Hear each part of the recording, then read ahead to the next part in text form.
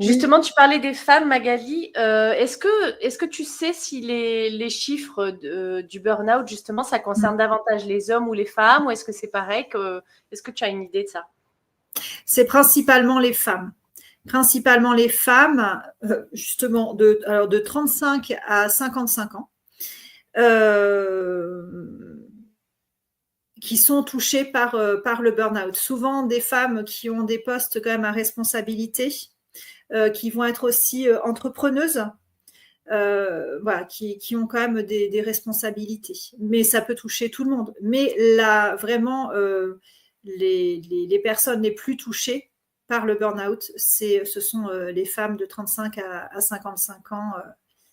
Ouais. Je crois que les derniers chiffres que j'avais trouvés, ça datait de 2023, je crois, un truc comme ça. Donc, c'est pas si vieux que ça. Tu m'emmènes sur une autre question. Pardon. Donc, dû à la surcharge du coup de travail et le surinvestissement personnel, finalement. Ouais, le surinvestissement personnel.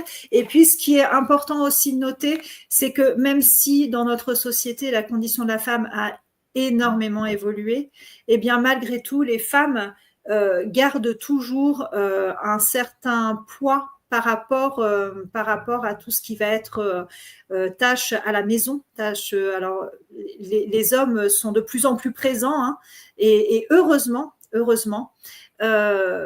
mais malgré tout, beaucoup gardent quand même cette surcharge. Et d'ailleurs, même quand l'homme est très présent à la maison, les femmes continuent à avoir tendance à vouloir tout porter de manière inconsciente. On porte le poids de nos grands-mères, de nos mères, de nos arrière-grand-mères, de ce qu'elles ont vécu, et on a du mal à s'en détacher de ça en tant que femme.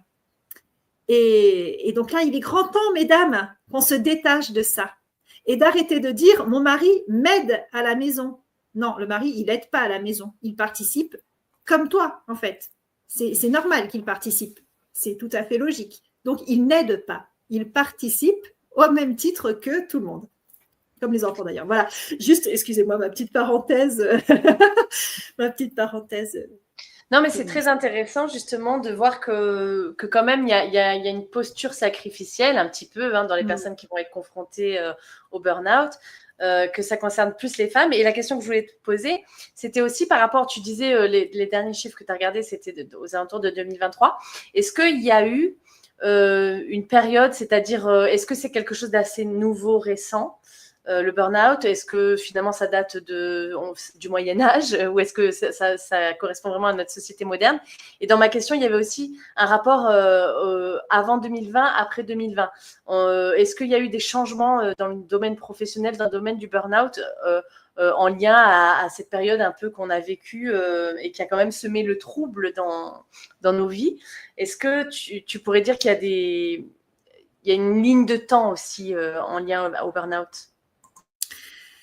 Alors, je ne vais pas pouvoir répondre complètement à ta question parce que je ne suis pas suffisamment spécialisée non plus dans les chiffres. Hein. Voilà, je suis allée voir pas mal de chiffres, mais j'ai pas tout mémorisé.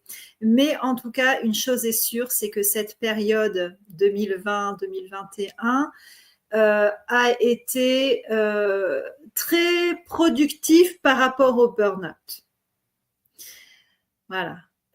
Personnellement, je pense que c'est à ce moment-là que ça a commencé à se mettre en place parce que il a fallu, il y a des personnes qui se sont retrouvées à la maison du jour au lendemain parce que ils pouvaient pas aller travailler, mais d'autres personnes qui ont été obligées de réorganiser plein de choses dans leur travail.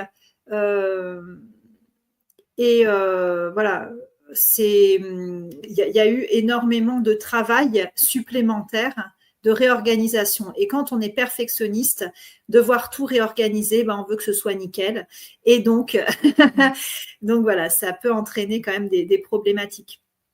Donc, moi, ce que j'avais pu lire, les filles, c'était que finalement, les premiers, les tout débuts, c'était vraiment un syndrome qui était observé dans les métiers du soin.